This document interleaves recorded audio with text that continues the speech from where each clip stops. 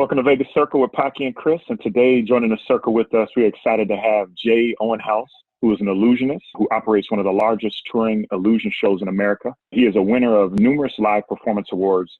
Jay and his 4 children have a new show opening up in Vegas called Dare to Believe that we're excited to talk about today. So thanks for joining the circle, Jay. Hey, nice to meet you guys. Yeah, finally good to get you on here, man. Finally get you in the city now, man. It's been a long time. I know you guys are supposed to start in March, and now we're finally almost there, almost over the finish line. Yeah, absolutely. We kind of just want to jump right in. You kind of started basically your first show at 14 years old. Is that what I read? That you've been doing this for a long time. Yeah, like a lot of kids, I just got interested in magic when I was a young boy, and I saw a magician perform at my sister's birthday party, and that got me excited about magic.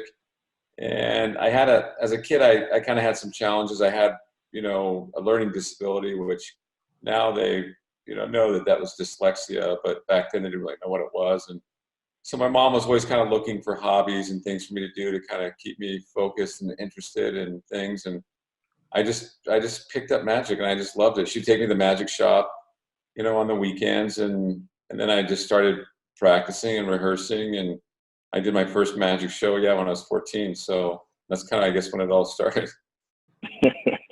Yeah, that's amazing to be able to do that. And I was reading, you kind of got mentored and coached by a lot of people. Was it Doug Henning that you kind of connected with growing up? Yeah, I saw Doug Henning on TV, like a lot of kids my age, and I just was like completely just blown away because I'd never seen big illusions. I was learning like card tricks and stuff, and he was doing the big illusions like sawing a woman in half and things like that. And I remember he made an elephant disappear on TV, and I was just amazed. And I actually grew up in the San Francisco kind of Bay Area, what they call the East Bay Area. And I saw that he was coming to when I was, I think, in freshman in high school. I saw he was coming to TV or coming to perform live in San Francisco. And so I went and I saw the show, and I was just like, I just couldn't believe it. It was just like the most amazing thing I'd ever seen. And make a long story short, I would go see him every time he'd come to San Francisco. It was kind of a regular stop for him when he was kind of touring the country. He'd come there, once or twice a year, and they'd do a couple weeks at a time. And I became friends with his animal trainer and one of the dancers in the show. And I just had a chance to kind of get to know him and get some mentoring. And it just, I owe him a lot, because I think just that, and then seeing his show so many times because of having friends work in it, I just really kind of picked up and kind of appreciated his authenticity. His style was very unique, as you know, but just how authentic he was in relating to the audience. And that's probably the biggest thing I learned from him.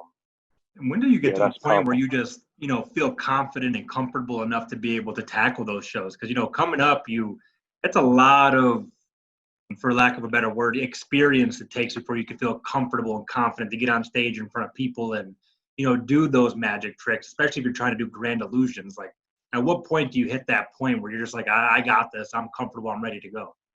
I heard once someone said that it takes like 10,000 hours at something before you really feel confident about it. And I think that's really true. I've never counted up the hours, but I think, I had really kind of been a hobby magician in high school. I did a lot of, banquet shows and, and birthday parties, and I got pretty comfortable with those. And then I got recruited for a show actually at the Las Vegas Hilton out of California.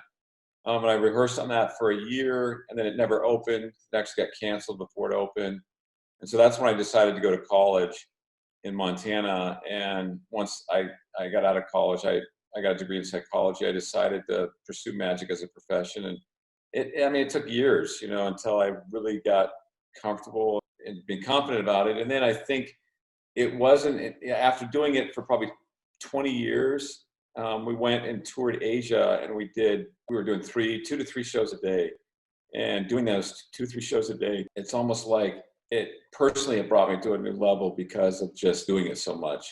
And so I think it's probably true when you hear that 10,000 hours. That's probably when, it's probably like a physician, that's doing a residency, and becoming a surgeon. It probably comes to a point where you just really feel comfortable. Like, okay, I've kind of mastered this. I don't think you ever feel like you master something as complex as performing or medicine or anything else, but I think you at least reach a level of confidence that maybe you can identify where you need to improve, and it's not, feeling insecure about performing. It's more like just trying to get to the next level, making yourself better, Yeah, that's powerful. I read that. Yeah, no, Paki's really big on the 10,000 hour philosophy. Is it Malcolm Gladwell. Malcolm Gladwell. Yeah, that's a great book.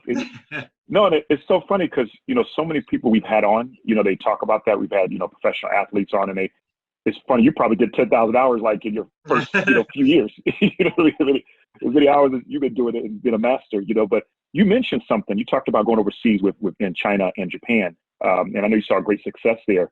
What do you see like the difference of like the audience responses in Magic? Is it like very, similar or, to how they kind of react, to the States? Yeah, I was expecting, there is some challenges like in China, this was 2008 when we went over and toured Asia. And at that time in China, people spoke pretty decent English. I was surprised because I didn't realize they actually teach it in schools. So people under the age of 40 actually understand English. They might speak it a little, but they understand it pretty well. So we had an interpreter, but we didn't really need it because they almost rather enjoy going to a live show and it almost makes their English better, by just kind of getting a chance to hear it from somebody that speaks it, fluently. Yep. But in Japan, as far as the language barrier goes, I was really surprised because I didn't realize that nobody speaks English in Japan. It's very rare that you find someone that speaks English. And I mean, if you go to a restaurant, you're not going to have the opportunity to see the menu in English. You're not going to even find anyone that knows English, most likely, especially in the tourist areas. And so I was really surprised by that. But I also was surprised that it was probably the first time I really realized that Magic is one of those art forms that kind of overcomes a language barrier.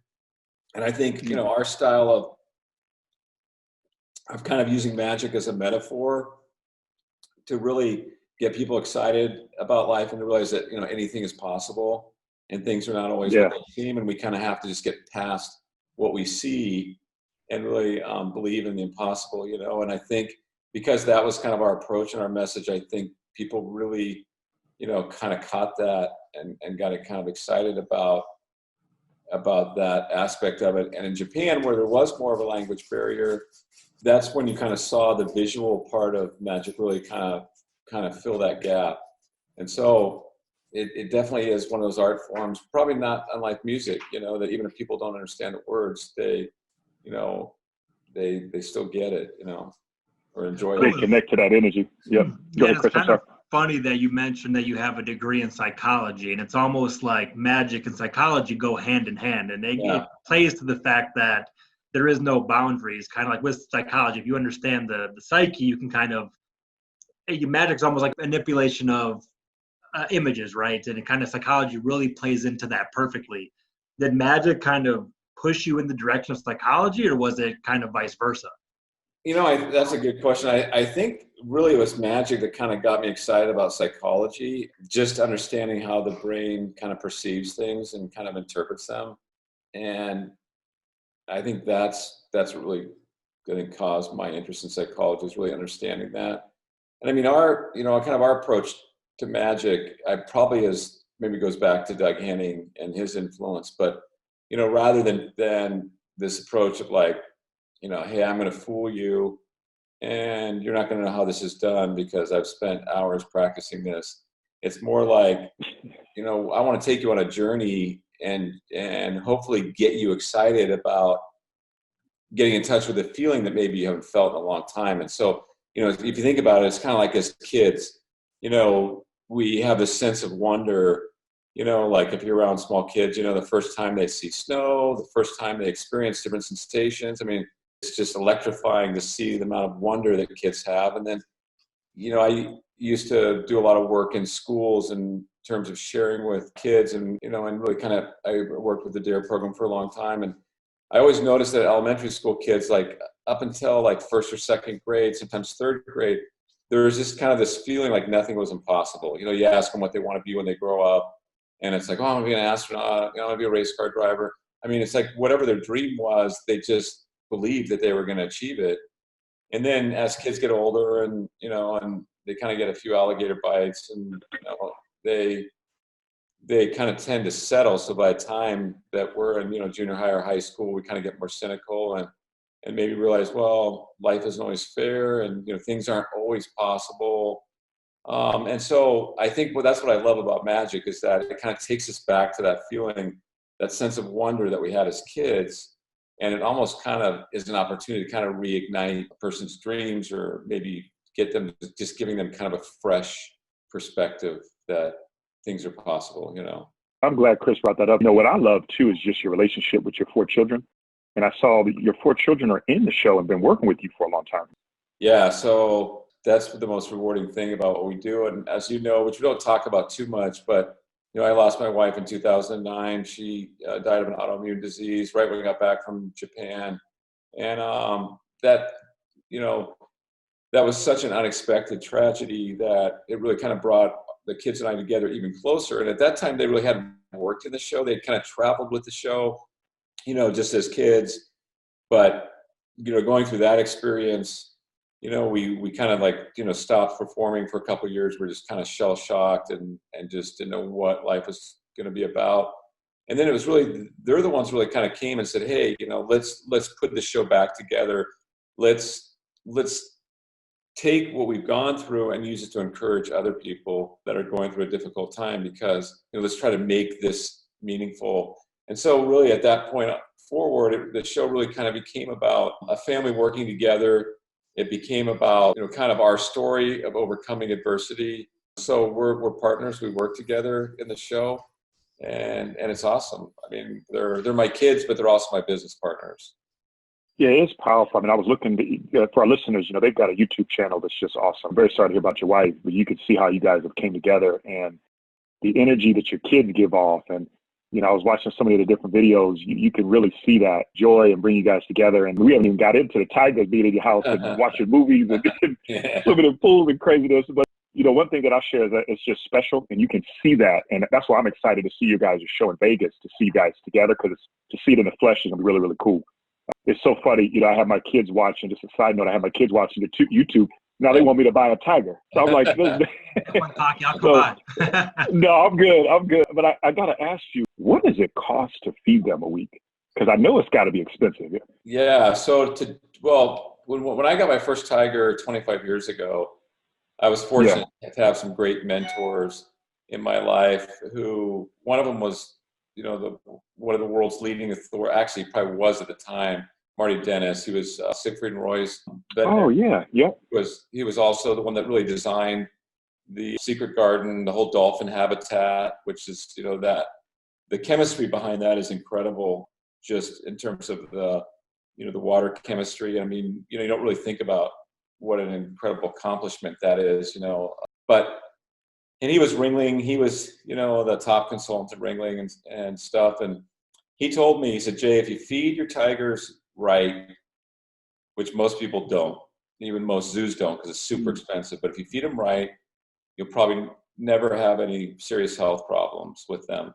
And so I just kind of latched onto that, and we feed them a food that actually comes out of Nebraska. It's called, it comes from a company called Central Nebraska Packing, and it's primarily the entrails and organs of horses, but it has all kinds of different things in it. It has fish in it, and the idea is to replicate the diet that, you know, that they would eat in the wild. So they need all those. They need the entrails and organs. Not, you know, people think they can, you know, you throw them a steak and that's their dinner. You know, I mean, they have to have the entrails and organs because they need the nutrition that comes from a herbivore. They just have to eat them to get it, you know. And so we did, and it's very expensive. I mean, it's more expensive per pound than filet mignon, but it's what they have to have, and that's what I've always fed my tigers. And it's about, I think we were figuring out the other day, because it seems like the price is constantly going up, but it's, I mean, it's probably $1,500 a month just in food to feed 3 tigers, you know, and but they deserve it. I mean, people see them, and I mean, they have their coats look amazing. They're at the perfect weight. I mean, there's just something that looks different about them, and I would love to take the credit, but a lot of it's the food, you know. Just the diet, yep. Yeah. And one thing I want to point out too, you know, before we jump ahead, also is that you dedicated part of your life to saving wild tigers, from my understanding, from extinction, which is powerful. A lot of people, whatever, anybody can say whatever they want, about the rap, but I know you dedicated your life to this. And can you kind of share a little bit about, what you've done with that and, what impact it's made? Yeah. So I think that the thing that's interesting about that is a famous conservationist said once that we'll only conserve, that which we love. And I think that's really true. And I think that maybe the motives are not sinister, and I'm not saying that they are, but there is kind of this movement, I think, that's existed that really kind of separates people from animals. And I think that for me, I realize that's important, that in my view, that not only do we have a responsibility, to really be caretakers over this planet, but really, I think that we're called to really kind of celebrate and enjoy, God's creation. And I think that if people, our main thing, the reason we have tigers in the show, besides that we love them and we want to share them with our audiences, really is to get people excited about wanting to conserve them.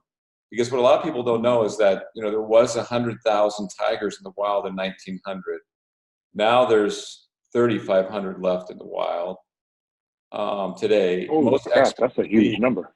Yeah, and most experts believe they will be extinct in the next 5, 10, maybe 15 years tops. And what a lot of people don't think about is the wild tigers are what they call a keystone species. And so what that really means is that they're crucial to the integrity of the ecosystem. They're a top predator, and so they help keep the populations of prey species in check, which is really important to the balance of the ecosystem.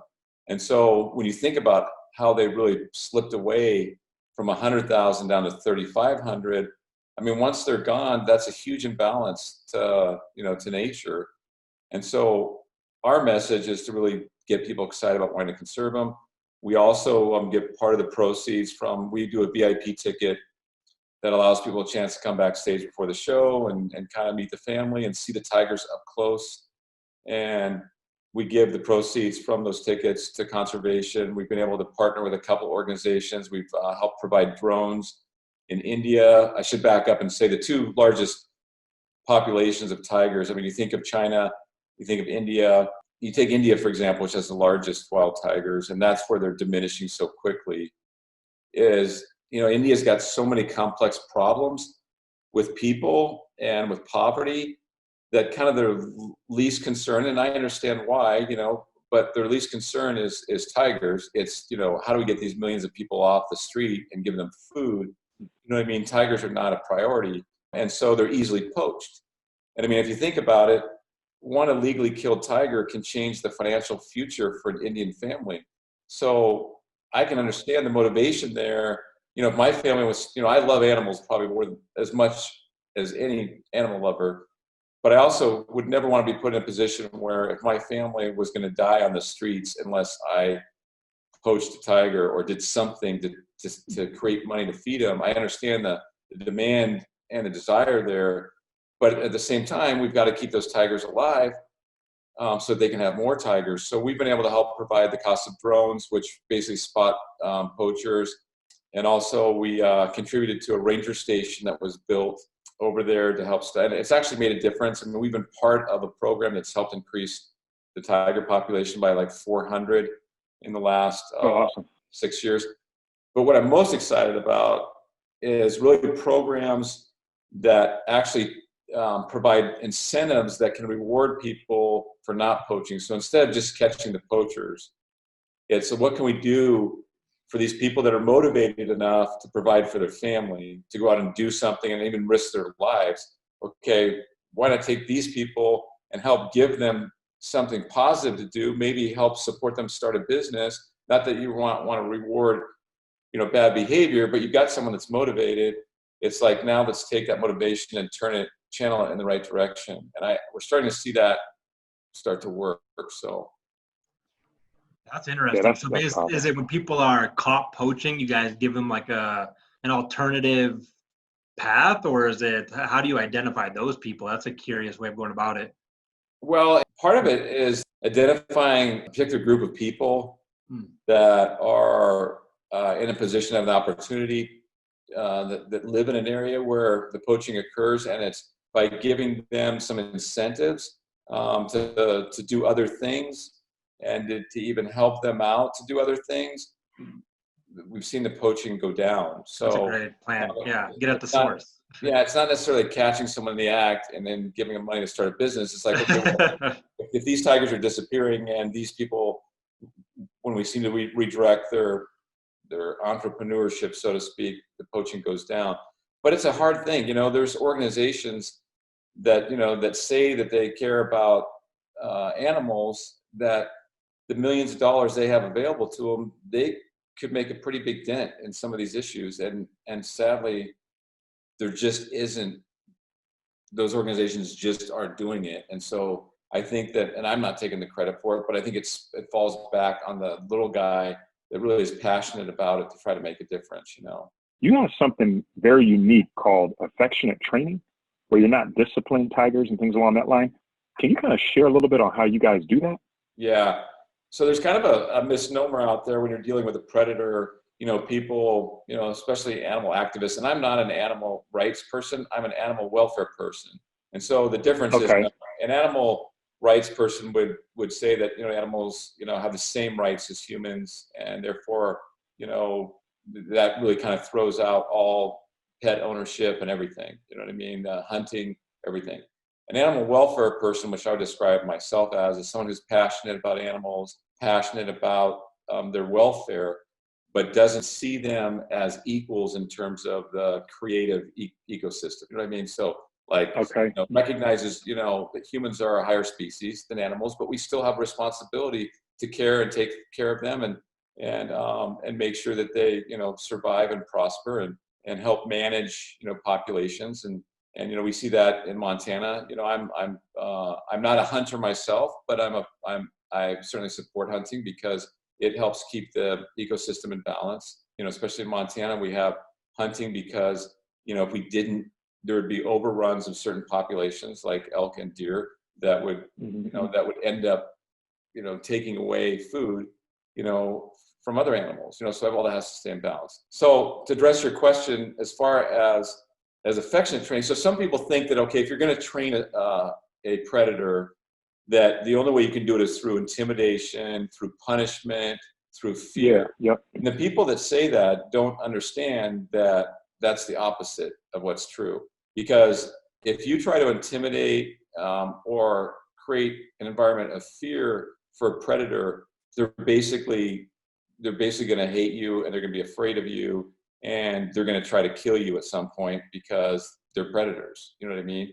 And so what we found in affectionate training, and I'm not the creator of affectionate training, but I probably am an early adopter in it. I think that there's many people who have done a great job in affectionate training.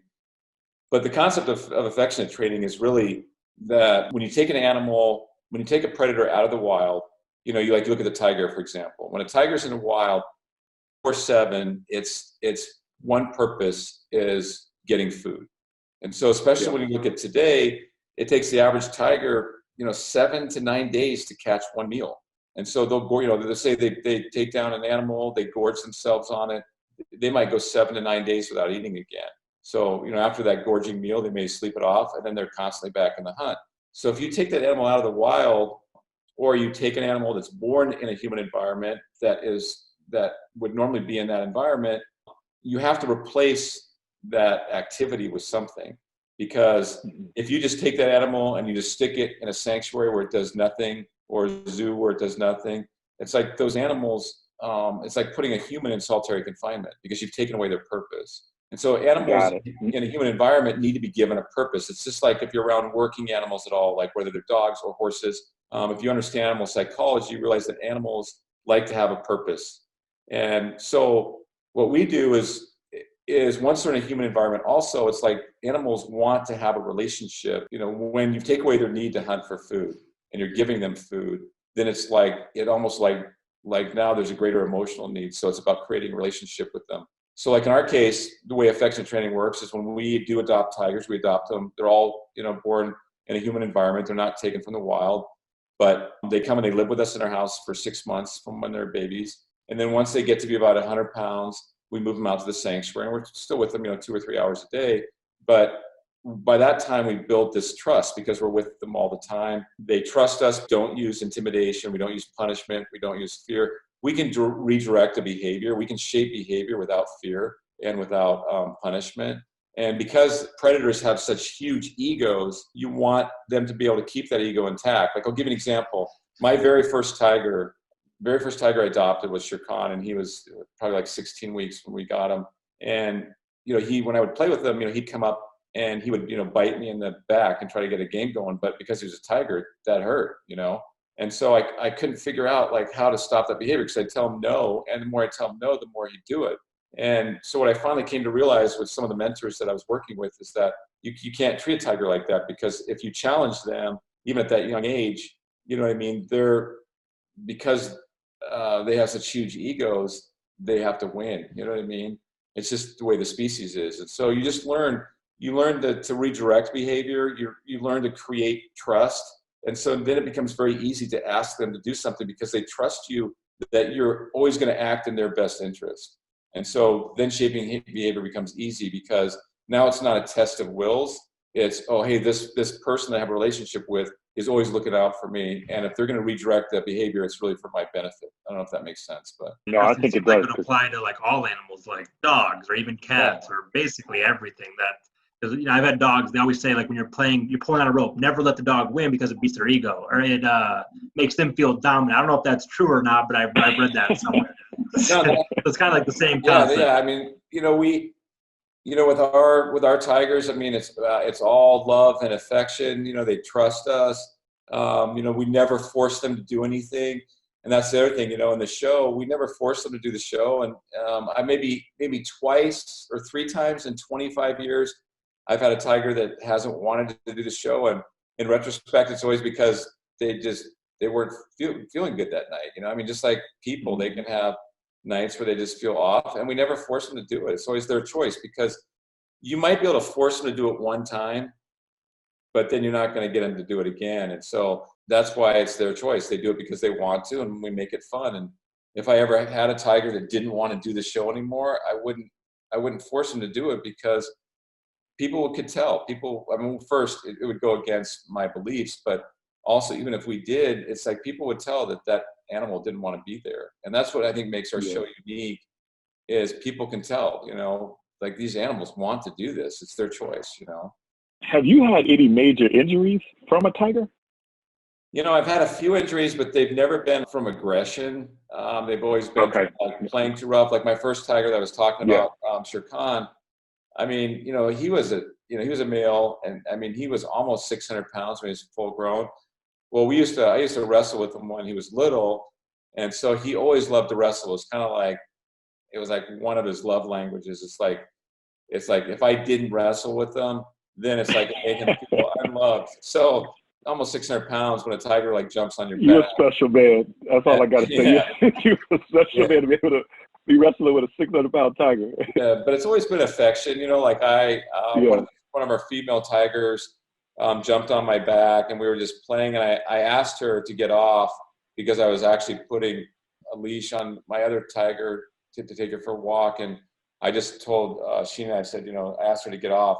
And so she did. She's very obedient. But when she did, she kind of caught her paw across my face, and like, it wasn't on purpose, it's an accident, but, just tore my lip open. I mean, just stuff like that happens. It's just because they're big, and they don't mean to do it, but when you're playing with them, they wouldn't want to hurt you. But I mean, things happen. I mean, they do that to each other. Yeah. I gotta ask you, the Tiger King series on Netflix. Did you watch that series at all? Or I did watch it. That's something funny, but I felt like I had to. I didn't necessarily want to. Yeah, that's what I figured.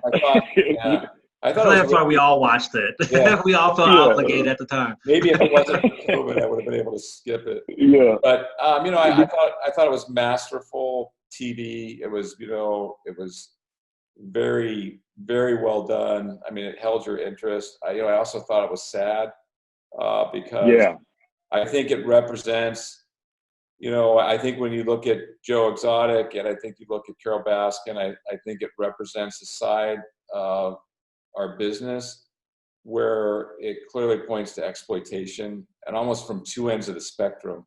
You know, one on the side of really kind of appealing to people's heartstrings and you know, trying to drum up donations, maybe to do something that you're not necessarily maybe doing, and then the other side of exploitation, you know, and using animals, you know, to make a buck. And you know, I think that there's bad stories in every industry, and it doesn't necessarily mean that the industry itself is bad, but you're always going to have, you know, people that are going to exploit, you know, situations. And so in that respect, I thought it was very sad.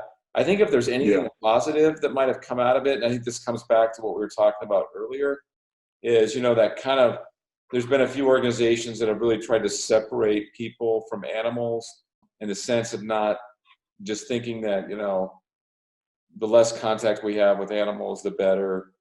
And I've always been a big believer that people need to be around animals. People need to go to zoos. People need to get passionate about animals, you know. And I think if there's anything positive maybe that came out of that, is that I think at least the millennials, it maybe got them excited about, oh, I never really thought about tigers. Tigers are pretty cool. You know what I mean?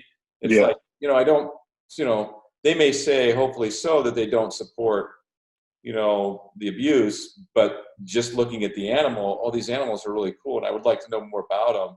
And I think as people get motivated to know more about tigers and understand their story, I think that's going to have a positive outcome, because I think we'll get more people excited about wanting to conserve them, wanting to make a difference. That's powerful, man. You got definitely a well-rounded, you know, mindset as far as the tiger industry and you know, with your affectionate training. This is very powerful. I do got to ask you about the show. You're going to be attempting one of the world's most dangerous escape 2 times a night?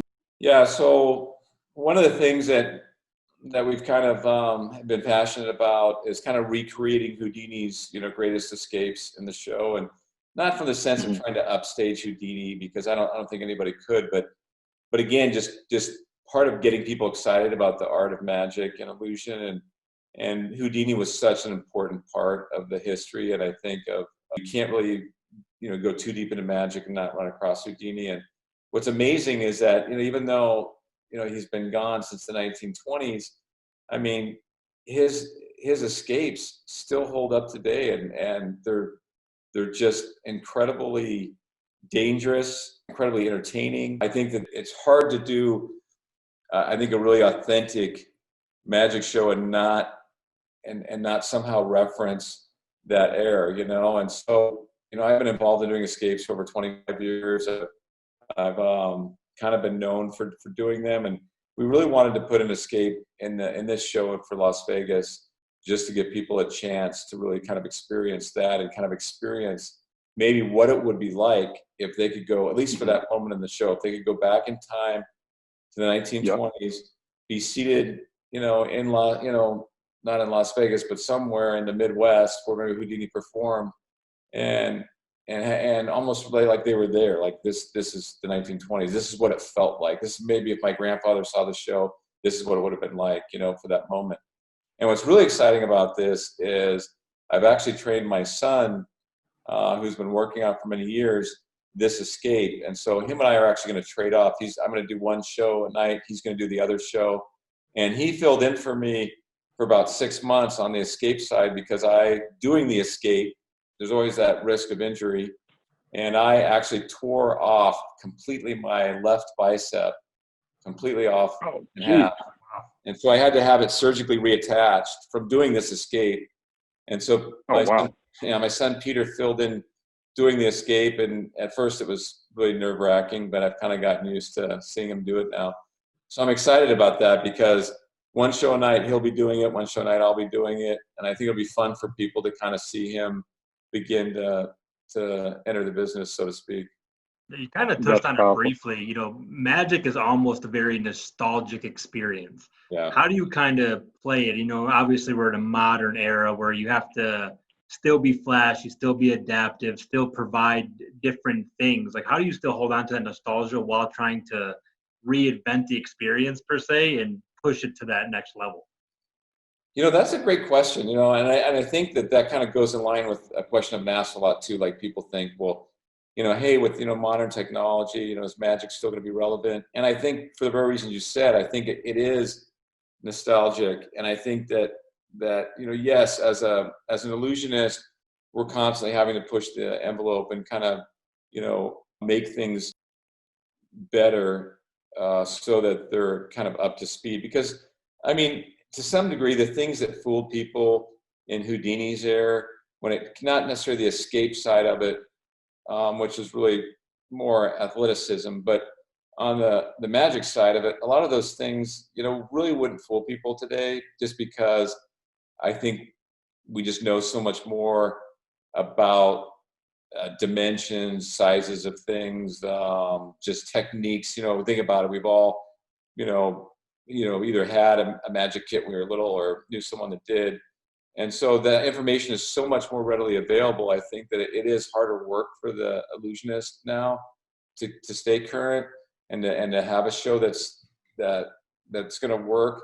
So that is a struggle. But at the same time, like we talked about earlier, I mean, it's such a great art form for bringing people back to their childhood.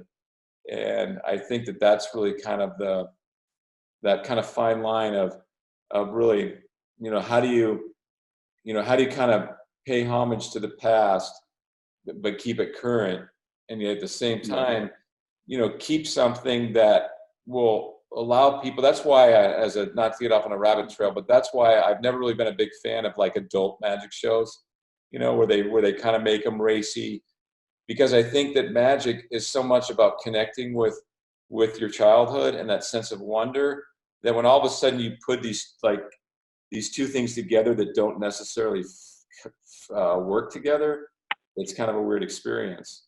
And I'm not saying that our show like good. that. It was weird. Yeah. I was like, what's going on here?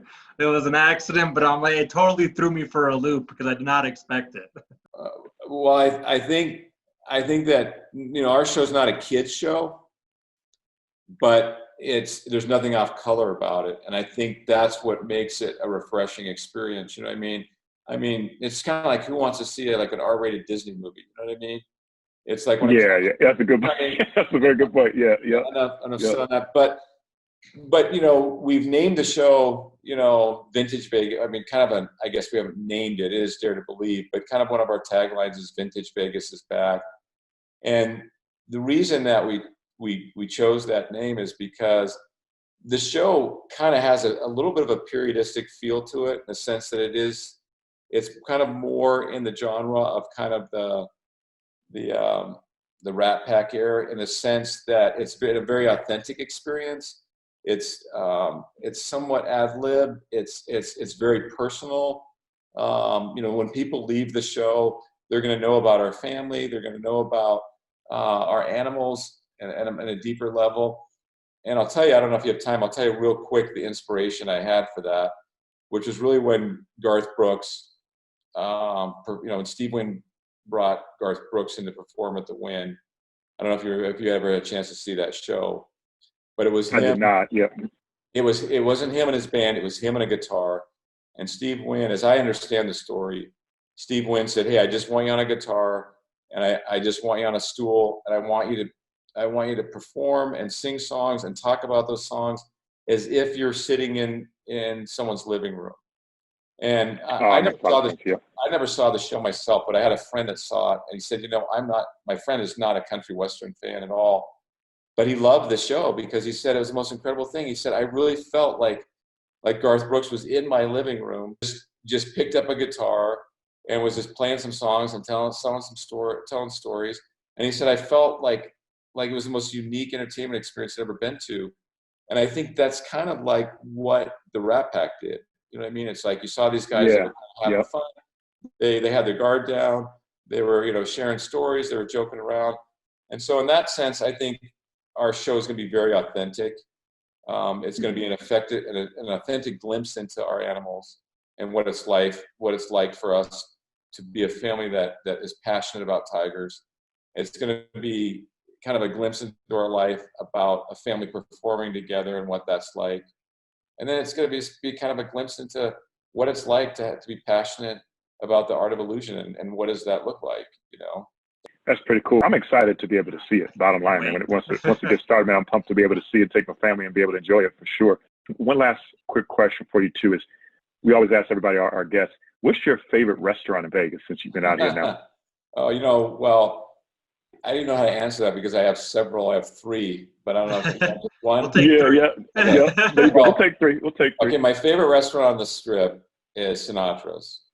Sinatra's, okay. Yeah. I love Sinatra's. I love the atmosphere. I love just kind of how bougie it is. You know, it's such a. That's an Encore. Encore. Yeah, I always forget which one. Yeah. Encore. Yeah. So it's just a great restaurant. Another restaurant that's off the Strip that we discovered by accident is actually Capo's. Have you ever been there? Oh yeah. When you knock on the door. Yeah.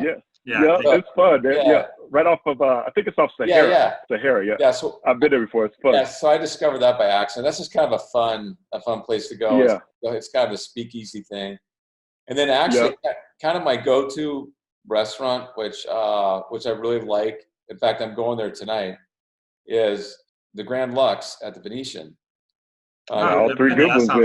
Yeah. It's very good. Yeah. Grand Lux is just like Cheesecake Factory. It's no better. Yeah. Well, what I like about it, it's open 24 hours. So I mean, I've come in. I've driven in from Montana at 2 a.m. and wanted to eat. It's always very consistent. It's reasonably priced. The service is good. It's just nothing super fancy, but it's good food, and they have a big menu. So you know, whatever you're in the mood for. What about you guys? You're 100% right. Grand Lux is always a go-to, especially late night. It's a perfect place. Yeah. We've had so many guests come on to talk about so many different restaurants, but I'm happy you brought up 3 different ones that nobody's said. Yeah, so I'm not familiar with any of those. I'm excited to try them out. That's good. So I have not been to Sinatra's, but I've been to the other 2, which is good. So that's good stuff, man. That's one of the things I love about Las Vegas is there's just so many fun places to eat. You know. It is. Yep, it is. So is for sure. Last couple of quick questions we got for you. Your show that it's going to be across the street from Mandalay Bay, correct? It's going to be a tent that you guys are building right off Las Vegas Boulevard, is my understanding? Yeah, so technically it's across the street from the Mandalay Bay Convention Center. I mean, it's 500 feet from the Mandalay Bay, but it's on the corner of Las Vegas Boulevard and Dewey Drive, which is right there in the corner. It's about a block and a half up from the Welcome to Las Vegas sign. It's Four Seasons is over there too, right? Four Seasons Hotel. In fact, I know where it is. Yeah, we're between Four Seasons Drive and Dewey Drive. So it's that lot. Perfect. Yeah, I know exactly where it is. I wanted to make sure that everybody knew where you guys would be located at. I know tickets are on sale now, correct? Well, they're actually going on sale soon. They're not officially on sale yet. They will be. Our scheduled date is the middle of September. Our biggest concern is obviously safety for everyone of our guests, and so we just had a meeting today regarding safety procedures, and we're anxious to open, but we're not going to open until we have the full support of the health department and everyone involved in making those decisions, so that once we're open, people know that it's going to be a completely safe environment. So. Could you say the website of where they'll be able to at least order the tickets from once it comes available? Yeah, so it's just jayowenhouse.com. Yeah, so just my name spelled out.com, and then the tickets will be available on some of the online ticket brokers that are still operating during the season, like Vegas.com. Sure. So perfect.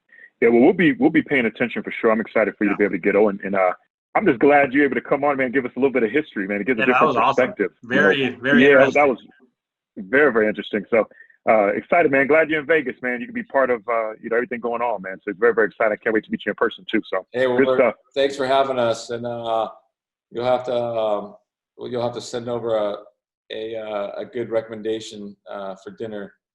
We got you, man. We got you on that. I love Distill over in Spring Mountain. That's pretty good food over there. What's it called? Distill. It's like a pho place. I'm not sure if you're interested in that kind of food, but it's a Vietnamese place. It's fantastic. It's so fun to try different. That's the thing I love about it here. So many different types of food.